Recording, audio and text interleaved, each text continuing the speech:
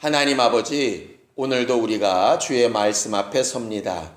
하나님의 말씀이 우리에게 계명이 되게 하셔서 명령대로 순종하기를 결심하는 자들에게 살아 움직이게 하여 주시옵소서. 말씀을 전하는 자도 명령으로, 듣는 자도 명령으로 받게 하여 주셔서 주 예수께서 아버지의 계명을 따라 승리하셨던 것처럼 우리에게 주신 승리의 약속을 담대히 증거하며 사는 우리 모두가 되게 하여 주옵소서. 믿음으로 헌금한 손길 위에 복을 주시고 우리가 일평생 살아가는 동안에 주와 함께하는 기쁨과 행복으로 충만하도록 역사하여 주시옵소서. 예수님의 이름으로 기도하였습니다. 아멘. 하나님의 말씀은 누가복음 10장 25절에서 37절까지 말씀을 함께 같이 합독하겠습니다. 누가복음 10장 25절에서 37절까지 말씀을 함께 같이 합독하겠습니다. 함께 읽습니다. 시작. 어떤 율법사가 일어나 예수를 시험하여 가로되 선생님, 내가 무엇을 하여야 영생을 얻으리이까? 예수께서 이르시되 율법에 무엇이라 기록되었으며 내가 어떻게 읽느냐? 대답하여 가로되 내 마음을 다하며 목숨을 다하며 힘을 다하며 뜻을 다하여 주 너의 하나님을 사랑하고 또한 내 이웃을 내 몸과 같이 사랑하라 하였나이다. 예수께서 이르시되 내 대답이 옳도다. 이를 행하라. 그러면 살리라 하시니 이 사람이 자기를 옳게 보이려고 예수께 여짜오되 그러면 내 이웃이 누구오니이까? 예수께서 대답하여 가라사대 어떤 사람이 예루살렘에서 여리고로 내려가다가 강도를 만나매 강도들이 그 옷을 벗기고 때려 겁안 죽은 것을 버리고 갔더라. 마침 한 제사장이 그 길로 내려가다가 그를 보고 피하여 지나가고 또 이와 같이 한 레위인도 그곳에 이르러 그를 보고 피하여 지나가되 어떤 사마리아인은 여행하는 중 거기 이르러 그를 보고 불쌍히 여겨 가까이 가서 기름과 포도주를 그 상처에 붓고 싸매고 자기 짐승에 태워 주막으로 데리고 가서 돌보아 주고 이틀날에 데나리온 둘을 내어 주막 주인에게 주며 가로되 이 사람을 돌보아 주라. 부비가 더 들면 내가 돌아올 때 갚으리라 하였으니 내 의견에는 이 세 사람 중에 누가 강도 만난 자의 이웃이 되겠느냐? 가로되 자비를 베푼 자니이다. 예수께서 이르시되 가서 너도 이와 같이 하라 하시니라. 아멘. 우리 하나님은 계명을 주시는 하나님이십니다. 성경은 창세기 처음부터 계시록까지 하나님의 말씀을 기록하고 있는 책인데요. 그 하나님의 말씀을 명령이라고 하는 그런 모습으로 이렇게 기록하고 있는 책입니다. 물론 성경에는 어쩔 때는 잠언과 같이 교훈의 내용을 쓴 경우도 있고 시편과 같이 시의 내용으로 쓴 경우도 있고 또 바울 서신처럼 편지의 형식을 빌어서 쓴 내용도 있지만 어떤 형식으로 쓰여졌든지 간에 중간중간 하나님께서 중요하게 말씀하신 것들은 대부분 명령형으로 이렇게 되어져 있습니다. 그래서 처음에 창조하실 때에도 빛이 있으라 하시는 명령형으로 이렇게 되어져 있더니 계시록의 맨 마지막에도 너희는 내게로 올라오라 이렇게 명령하시는 것으로 그분의 모든 창조와 심판까지가 명령으로 된 것을 알 수 있습니다. 그분이 그렇게 명령으로 하신 이유는 간단합니다. 그분이 주인이시기 때문이에요. 주인은 명령할 수 있는 권리를 가지지요. 그래서 하나님은 본인 자체가 창조주요, 구원주요, 심판주라는 것을 알리시기 위해서 명령형으로 이렇게 기록하고 있는 것입니다. 예수께서 하나님께서 명령하신 것, 그 계명이라고 하는 것, 약속 있는 그 명령이 왜 그렇게 중요한가 가르치셨는데 성경을 좀 보죠. 마태복음 19장 17절입니다. 마태복음 19장 17절입니다. 함께 읽습니다. 마태복음 19장 17절입니다. 함께 읽지요. 시작. 예수께서 가라사대 어찌하여 선한 일을 내게 묻느냐? 선한 이는 오직 한 분이시니라. 내가 생명에 들어가려면 계명들을 지키라 이러셨어요. 어떤 사람이 예수께 와서 오늘 성경 본문과 똑같이 영생에 들어가려면 어떻게 해야 됩니까? 물었을 때 예수께서 단 한마디로 얘기하십니다. 생명에 들어가려면 뭐를 지켜라? 계명을 지켜라. 그러니 결국 계명을 왜 주셨느냐 하면 살라고 주셨다 하는 것입니다. 살라고 주셨다. 하나님이 우리에게 명령하신 이유는 우리를 불편하게 하기 위해서도 아니고 괴롭게 하기 위해서도 아니고 하나님의 명령은 우리를 살게 하시기 위해서 명령을 주신 것이에요. 살게 할 때 권유형이나 부탁형이 아니라 왜 명령을 하셨느냐 하면 그 명령 이외에 다른 것으로는 살 길이 없기 때문에 그렇습니다. 그래서 하나님의 말씀을 명령이라고 그 명령을 약속 있는 계명이라 할 때 그 약속이라고 하는 것이 과연 뭐냐 하면 결국 생명, 영생이라고 하는 말이죠. 그래서 하나님의 말씀은 약속 있는 계명, 더 쉽게 풀면 생명을 약속하신 명령이라 하는 뜻이에요. 그러니 우리가 하나님의 말씀을 들을 때 어떤 관점에서 봐야 되느냐 하면 내가 살기 위해서 어떻게 해야 될까? 이것을 이제 염두에 두고 해야 하는 것입니다. 예수께서도 그렇게 하셨어요. 자, 요한복음 12장 50절입니다. 요한복음 12장 50절입니다. 함께 읽습니다. 요한복음 12장 50절.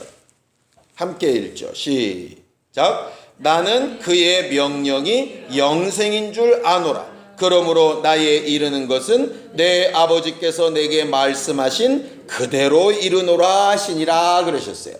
예수께서 아버지의 말씀은 너희들에게만 생명을 얻게 하는 명령이라고 하신 것이 아니라 나 하나님의 아들인 나조차도 그의 명령이 영생이 된다. 그러니 그의 명령대로 하는 것이 나도 영생을 얻는 방법이다 하는 것이에요. 하나님의 아들인 예수께서도 영생에 관련되는 일을 위해서 계명에 순종하셨는데 우리 같은 피조물이야 어련히 그 명령을 지켜야 되지 않겠느냐 이 말이죠. 결과적으로 오늘 성경 본문에서 하나님께서 우리에게 주시는 영생을 얻기 위하여 우리가 해야 될 계명, 그 계명에 대하여 배우고 알기를 원하시는 거예요. 근데 오늘 이제 성경에 보면 한 율법학자가 예수를 뭐 하러 왔다 그랬죠? 시험하여 왔다 이렇게 되어 있습니다. 시험하여 가로되. 이 시험이라고 하는 얘기는 결국 무슨 뜻이냐면 이런 겁니다. 자기가 정답을 알고 있는데 너는 그 정답을 아는지 보자 하는 것으로 하는 것이 시험이에요. 아이들이 학교에 가면 시험을 보죠. 그 시험 문제 누가 냅니까? 선생님이 냅니다. 선생님은 정답을 아나요? 모르나요? 알고 있습니다. 자기가 정답을 알고 있기 때문에 자기가 알고 있는 그 정답을 맞춰보라고 문제를 내는 것이에요. 결과적으로 이 율법학자는 예수께 궁금해서 지금 묻는 것이 아니라 자기는 익히 알고 있다 이 말이에요. 영생을 얻으려면 어떻게 해야 되는지 알고 있어요.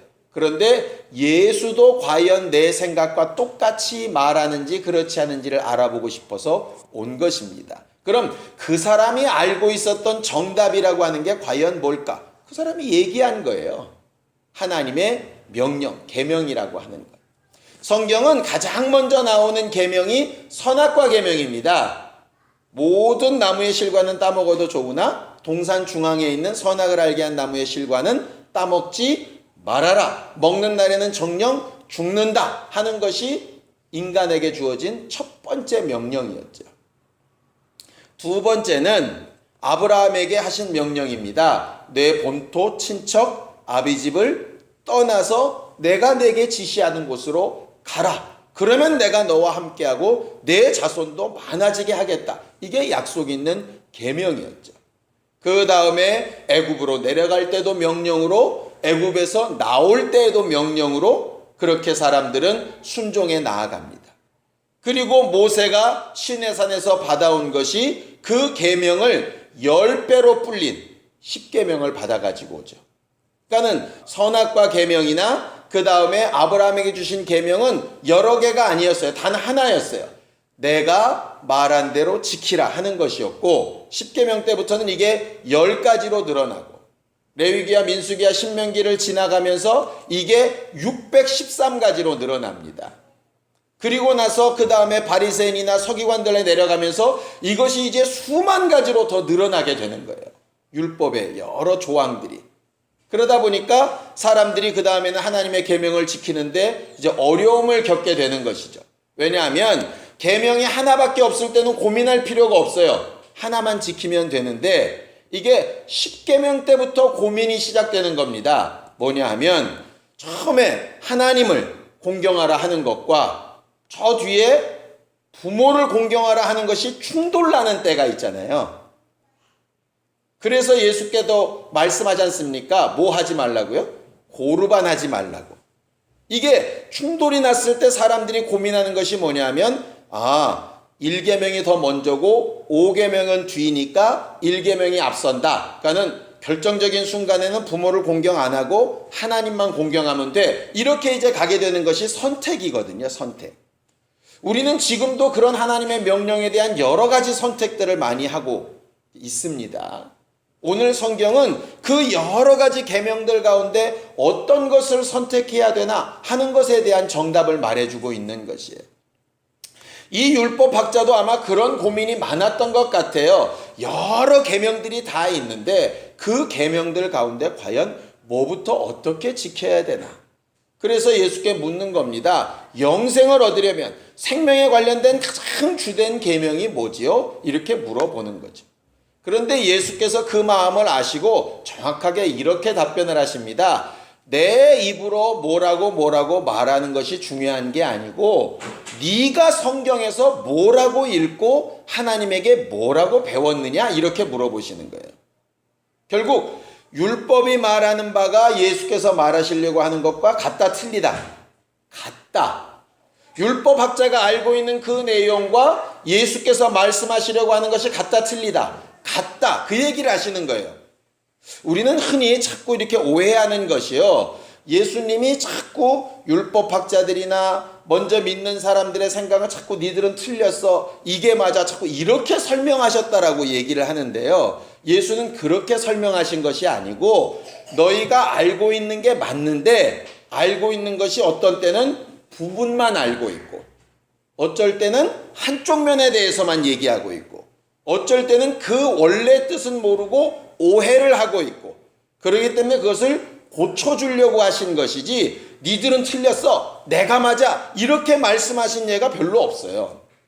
그러니까 우리도 신앙생활을 하면서 말씀을 읽고 깨닫고 이렇게 하는 도중에 가다 보면 자꾸 우리도 모르는 사이에 그러고 싶은 이렇게 충동들이 있거든요. 새로 뭔가를 깨닫고 알게 되면 전에 건 틀렸어 이게 맞아 이건 틀렸어 이게 맞아 저 교회는 틀렸어 여기가 맞아 또 이렇게 저기가 쉬운데 성경은 실제로 그렇게 말하지 않는다 이 말이에요.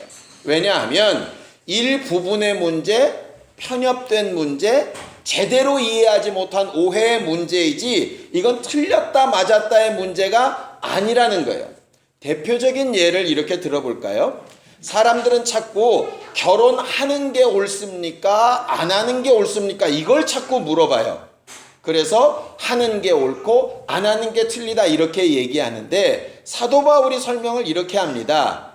결혼하는 거 좋은 일이다. 그런데 주를 위하여 혼자 살게 된다면 그건 더 좋은 일이다. 이렇게 얘기하는 거예요. 그러니까 안 하면 나쁘고 하면 좋고 이렇게 흑백으로 가는 게 아니라 이렇게 해도 좋은 일이다. 주의 뜻이 이루어진다면. 그런데 그것보다 이렇게 하는 게 더 좋은 일이다. 이 얘기예요. 그러니까 고르반을 야단치신 이유는 이것 때문입니다. 하나님을 공경하는 게 옳아. 하나님을 공경하다 보면 부모를 못 공경해도 괜찮아 이 얘기가 아니라 부모를 공경하는 게 옳은 거예요. 그 부모보다 하나님을 더 공경하는 게 더 좋은 것 뿐이지 이건 옳고 그르고 하는 문제가 아니라 이 말이죠. 반대로 얘기하면 하나님을 공경하는 거 잘했는데 하나님을 공경하다가 부모를 공경 못했으면 그건 잘한 일이 아니라는 거예요. 하나님을 공경했기 때문에 이게 괜찮아진다는 뜻이 아니라고. 동일한 얘기를 성경에 오늘 이야기합니다. 이 율법학자가 뭐라고 대답을 하느냐면 이렇게 대답을 하죠. 성경을 읽습니다. 27절입니다. 27절 함께 읽지요. 시작. 대답하여 가로되 내 마음을 다하며 목숨을 다하며 힘을 다하며 뜻을 다하여 주 너의 하나님을 사랑하고 또한 내 이웃을 내 몸과 같이 사랑하라 하였나이다. 그렇게 되어져 있어요. 이게 한 계명인가요? 두 계명인가요? 27절을 가만히 읽어보면 내 이웃을 내 몸과 같이 사랑하라 하는 것과 주 너의 하나님을 사랑하라 하는 것이 하나인가요? 두 개인가요? 헷갈리죠? 더 정확하게 말한 곳이 있습니다. 자, 마가복음을 좀 보죠. 마가복음 12장입니다. 마가복음 12장 28절에서 31절까지를 좀 볼게요. 마가복음 12장 28절에서 31절까지 말씀을 함께 같이 읽겠습니다. 함께 읽습니다. 시작. 서기관 중 한 사람이 저희의 변론하는 것을 듣고 예수께서 대답 잘하신 줄을 알고 나와 묻되 모든 계명 중에 첫째가 무엇이니까? 예수께서 대답하시되 첫째는 이것이니 이스라엘아 들으라. 주 곧 우리 하나님은 유일하신 주시라. 내 마음을 다하고 목숨을 다하고 뜻을 다하고 힘을 다하여 주 너의 하나님을 사랑하라 하신 것이요. 둘째는 이것이니 내 이웃을 내 몸과 같이 사랑하라 하신 것이라. 이에서 더 큰 계명이 없느니라. 여기를 보면 정확하게 계명이 두 개인 것처럼 보이죠? 그런데 이제 내용을 보면 좀 이상한 거예요. 이 서기관이 뭐라고 물었냐면 예수님 계명 중에 첫째가 뭡니까? 하나를 물은 거예요. 그런데 예수는 몇 개로 대답하셨어요?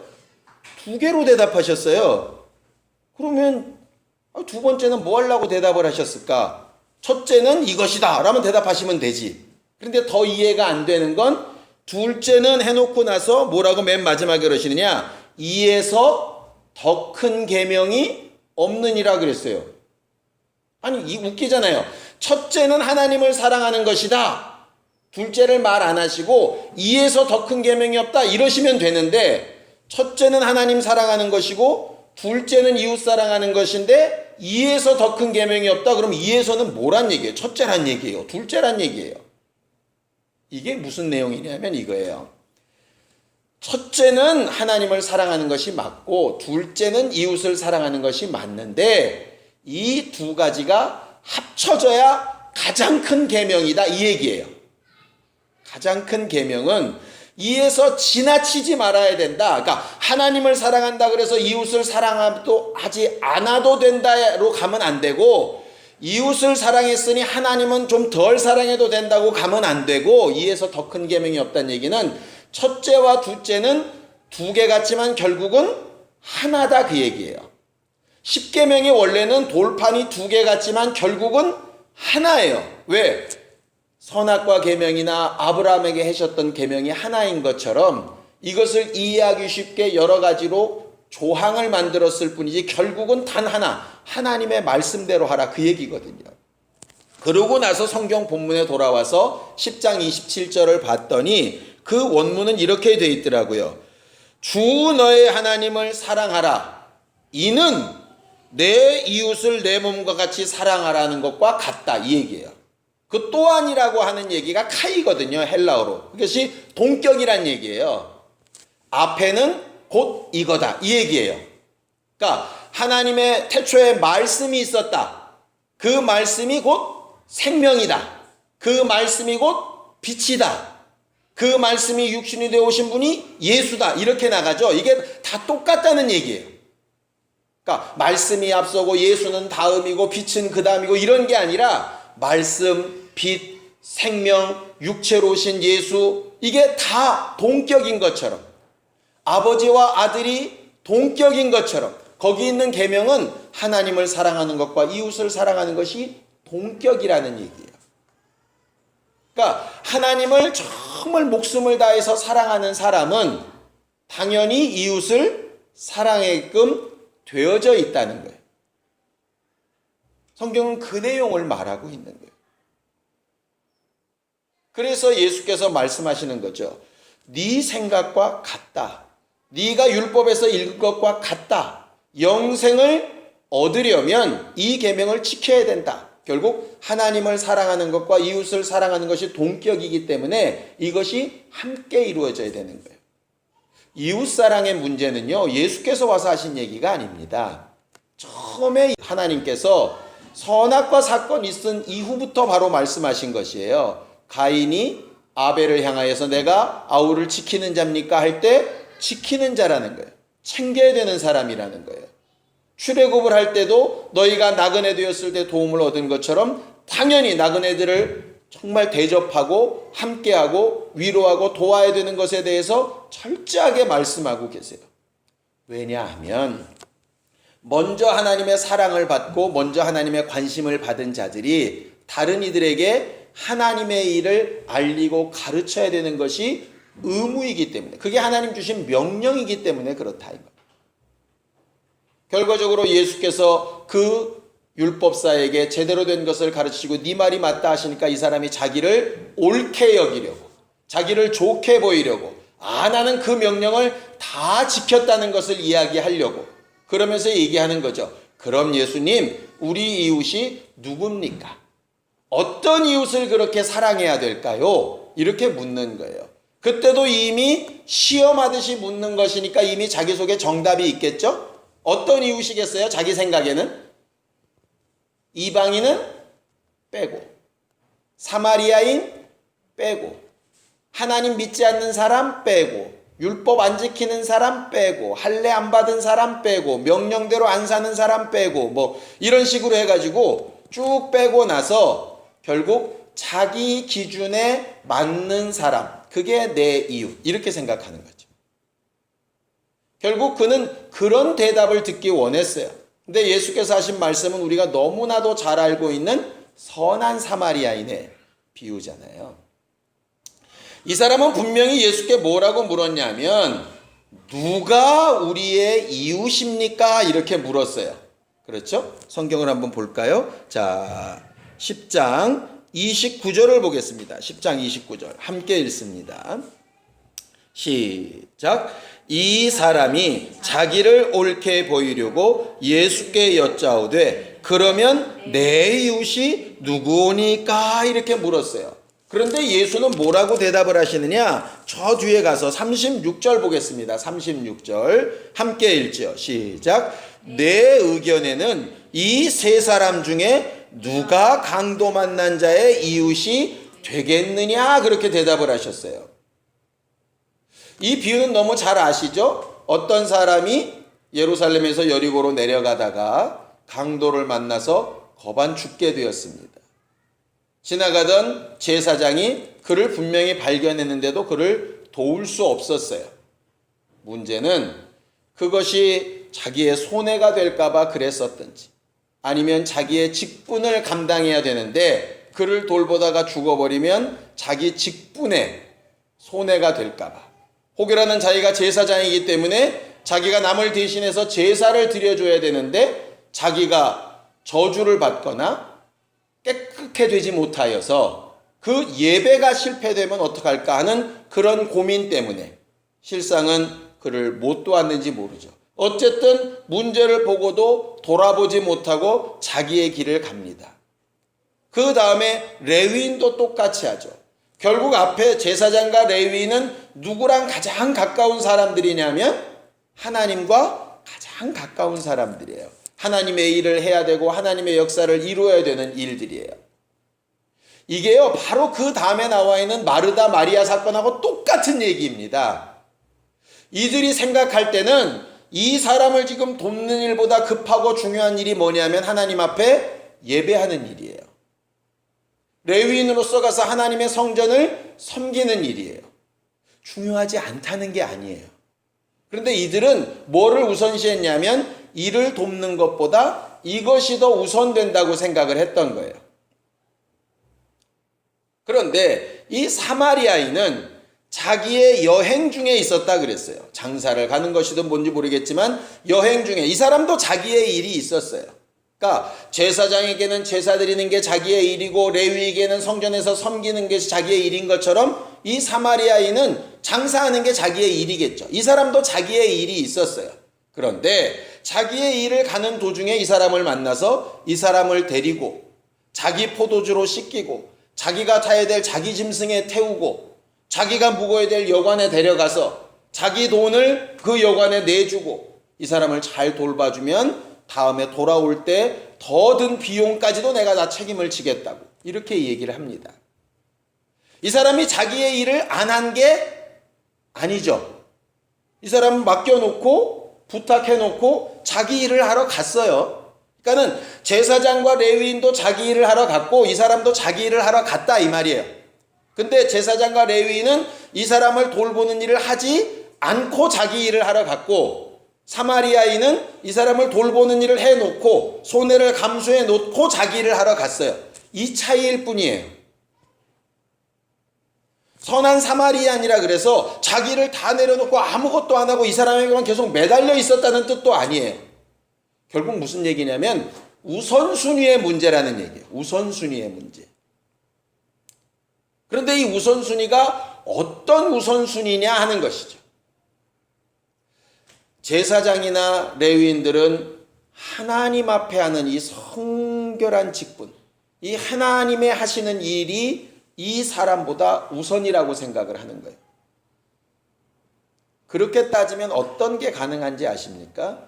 예수는 하나님의 이름으로 오셨습니다. 그렇죠?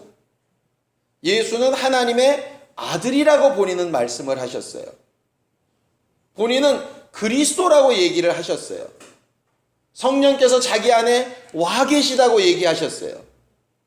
자기가 이렇게 말하는 것은 자기로 인해서 하나님이 영광 받으셔야 된다고 얘기했어요. 결과적으로 예수의 하신 일에는 하나님의 영광이 가득 들어 있습니다. 그가 능력을 나타내시고 역사하시면 찬양을 받으셨고요. 그가 뭔가 잘못된 일을 하시면 막 비난을 받으셨어요. 안식일에 병 고치기나 이러면 어떻게 선지자가 저럴 수 있냐고, 어떻게 선지자가 죽은 자를 만지냐고 이렇게 비난을 받으셨다 이 말이에요. 그런데 가만히 보면 예수께서 하나님의 이름에 영화롭게 되는 일보다 먼저 하셨던 일들이 뭔가를 보면 사람들을 구하는 일이셨어요. 십자가에 달려서 너 하나님의 아들이라며, 너라도 먼저 좀 구원해봐, 내려와봐. 그건 결과적으로 하나님의 이름에 그 명예에 도전하는 일이잖아요. 그런데 예수께서 그 명예를 우선시하셨다면, 겟세마네 동산에서 기도하실 때처럼 이거 하나님께서 내게 주시는 잔인 줄 아는데 피해갔으면 좋겠습니다. 아버지의 이름에 영광이 안 되는 이 사건을 내가 좀 안 했으면 좋겠습니다. 그런데 아버지께서 원하시면 하겠습니다 하시고 그 일을 감당하시는데, 예수께서 십자가에 달리실 때 욕먹고 수치를 당하신 게 예수의 개인이 아니고 너 하나님의 아들이라며, 너 하나님의 능력이 있다며, 너 구원자라며 이렇게 욕을 먹는다 이 말이야. 그 이름의 영광을 돌리는 것보다 인류를 살리는 것이 덜 중하셨으면 그는 십자가에서 내려오셨어야 돼요. 그렇지 않아요? 그런데 그 욕을 드시면서도 예수는 계속 6시간 동안 죽어가시고 결국은 실패자라는 낙인이 찍혀서 무덤에 들어가시기까지 사람을 먼저 구하셨어요. 그리고 나서 하나님의 이름이 영광을 못 받으신 게 아니라 부활로 영광을 얻으셨죠. 우선순위가 어디서부터냐면 연약한 사람을 먼저 돕는 데서부터 시작, 그 다음에 이름의 영광은 또 반드시 드러나야 되는 것입니다. 우리는 흔히 우선순위를 어떻게 생각하냐면 사람은 좀 죽어 넘어져 가도 하나님의 이름의 영광이 앞서야 돼. 이렇게 되는 거예요. 틀렸다는 얘기가 아니고요. 우리는 흔히 그렇게 생각하면서 사람들에 대해서, 이웃에 대해서 하지 못한 게 괜찮다, 당연하다고 생각을 하는 거예요. 근데 하나님의 이름의 영광은 영광대로 얻어야 되고, 이 사람을 돕는 일은 돕는 일대로 얻어야 된다 이 말이죠.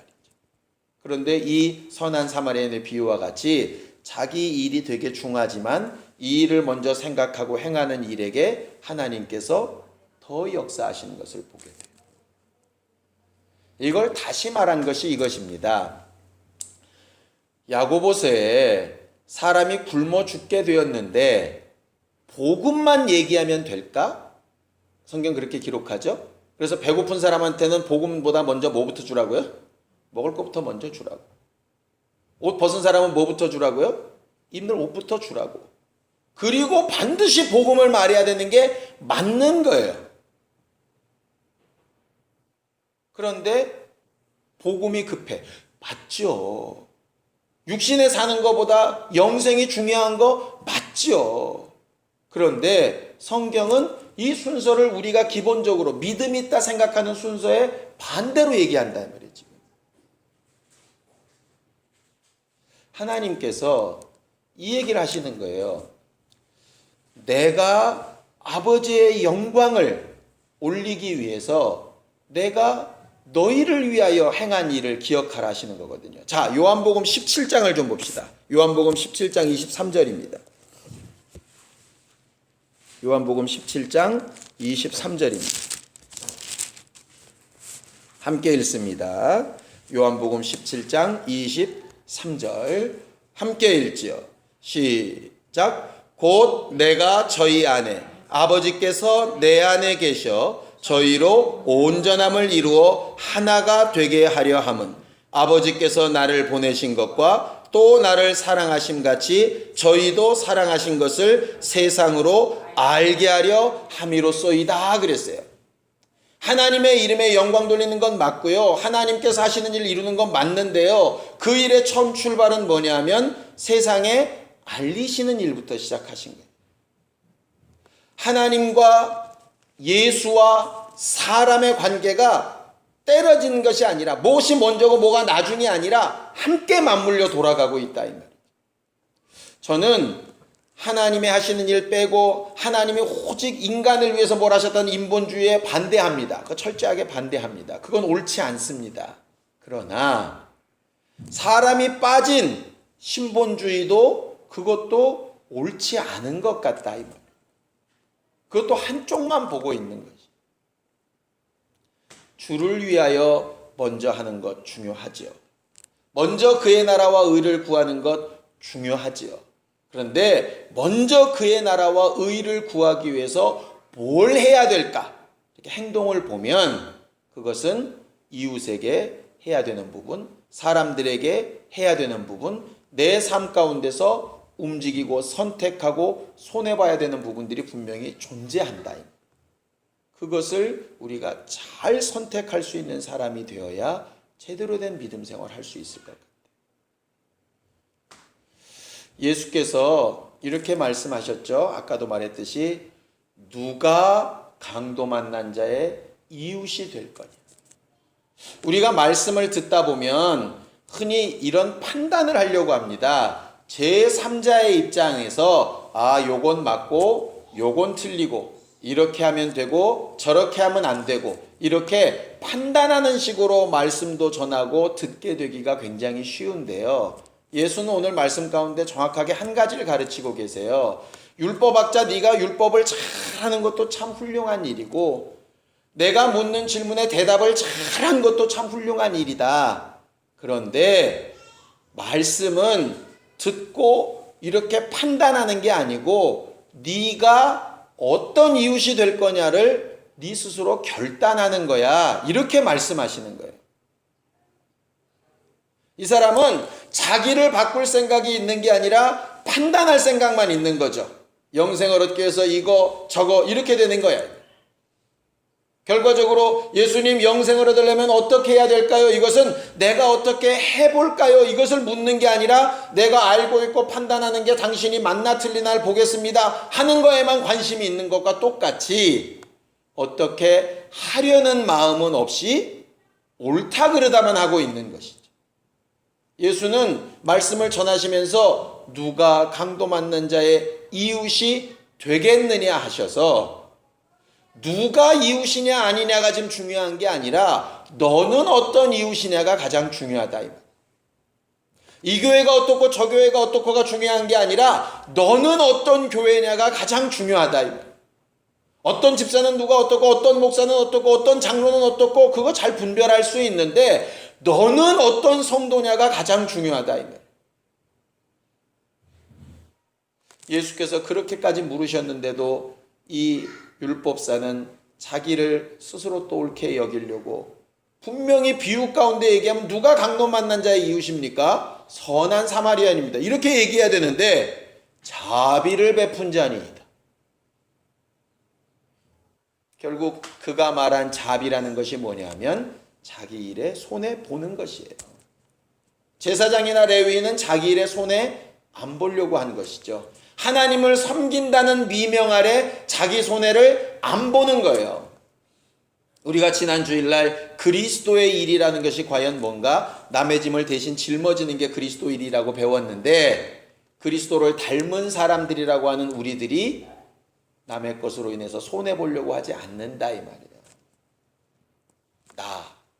내 가족, 내 가정, 우리 교회, 우리 교단 뭐 이렇게 여전히 거기에 이렇게 매여 있어 가지고요. 그게 우선시되고 그게 먼저가 되고 나머지 못해도 이거 했으니 괜찮고 이렇게 되다 보니까 정말 소금과 빛의 직분은 정말 멀리 갔더니가 되는 것이라. 우리는 교회를 다 접고 예배 같은 거 하지 말고 나가서 굳이 합시다 이런 얘기 아닙니다. 그것도 행하고 이것도 행해야 되는데 급한 것을 먼저 드러내야 될 것을 손해보는 일을 해서라도 주의 영광은 그 후에 더 결정적으로 드러날 수 있다. 생각을 해볼까요? 우리가 세상의 일에 눈 맞고 귀 맞고 어려운 사람들 돕지 않고 주의 영광을 위해서 막 헌신하고 막 박수치고 찬양 드렸습니다. 하나님 그때 영광 받으셨을 거예요. 근데 결국은 저들에게는 하나님은 이상한 하나님으로 영광 못 받으시죠. 근데 우리가 이 일을 먼저 해서 그들을 돕고 후원하고 살렸어요. 그리고 나서 이렇게 하게 하신 하나님 감사합니다. 영광 돌리고 저들도 영광을 돌리면 결국은 어떤 게 더 하나님의 영광일까? 우리는 궁극적으로 하나님 앞에 어떻게 영광이 될까를 좀 깊이 생각해 보는 사람들이 되기를 원해요. 우리의 믿음을 접거나 낮추거나 뒤로 물러나자는 얘기 아닙니다. 단지 지금까지 스스로 옳다 여겨서 이 정도면 되었다 했던 부분에서 한 걸음 더 나가지 않으면 율법학자처럼 스스로 옳다는 것을 하나님의 말씀에 검증을 받고 오케이 난 지금까지 역시 신앙생활 잘하고 있었어 역시 우리 교회는 대단히 신령하고 좋은 교회야 이렇게 스스로 안위하는 걸로 끝나는 신앙생활이 될 수 있다. 예수께서 선한 사마리아인의 비유를 말씀하신 이유가 그것 때문이에요. 우리는 정말 예수께서 말씀하신 것과 같은 이런 이웃, 이런 성도, 이런 교회가 될 수 있게 되기를 예수님의 이름으로 축원합니다. 하나님을 사랑하는 것과 이웃을 사랑하는 것을 별도로 두지 않고 한 계명으로 이 두 가지에서 더 큰 계명이 없는 것을 분명히 알고 우리의 우선순위를 잘 정할 수 있는 신령한 우리 모두가 될 수 있도록 예수의 한번 부르고 간절히 같이 기도하겠습니다. 거룩하신 하나님, 하나님께서 오늘도 우리에게 하나님의 계명대로 살 수 있는 지혜와 명철로 가르치시니 감사합니다. 하나님 앞에 먼저 해야 될 것과 주의 계명에 순종하여 살아야 될 것을 성령으로 인도받아 사는 우리 모두가 되게 도와주시옵시고 때때마다 일마다 하나님 앞에 지혜를 구하고 영감을 구할 때 가르치시고 생각나게 하시고 인도하신 하나님의 역사를 보게 하여 주시옵소서. 주를 사랑하는 만큼 우리에게 맡기신 영혼들도 사랑할 수 있게 하여 주시고 부탁하신 영혼들에게도 주의 복음을 전하여 나타내는 일에 부족함이 없는 우리 모두가 다 되도록 도우시고 인도하여 주시옵소서. 이제는 우리 주 예수 그리스도의 은혜와 하나님 아버지의 극진하신 사랑과 성령님의 감동하시고 교통하시는 큰 은혜가 이런 이웃이 되기로 결심하며 하나님의 도우시는 증거 보기를 사모하는 모든 주 예수의 사람들 위해 이제로부터 영원까지 함께 있을지어다. 아멘.